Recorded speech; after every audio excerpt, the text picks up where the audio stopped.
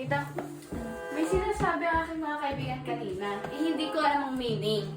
Tsaka ngayon ko lang ata yung narinig kanina. Ano ibig sabihin ng IDK tapos IDC? Seryoso ka, di ba? Hindi. I don't know, tas I don't care. Tinatanong ko sa'yo ng maayos. Sabihin mo na lang sa akin. Hindi yung I don't care ka pa dyan. I don't know nga, tas I don't care. Sabihin mo na hindi yung gaganon-ganon ka pa sa akin. Alam na nagtatanong ng maayos yung tao, tapos hindi mo sasagutin. Puro ka, I don't care, I Yun don't nga yung know. meaning, I don't know and I don't care. I don't know and I don't care. Ano? Yung nga yung meaning. Ano ba? Hindi mo nalang sininag. IDK, I don't know. Dapat sinabi mo nga from the start. I don't care. I Oh. don't see.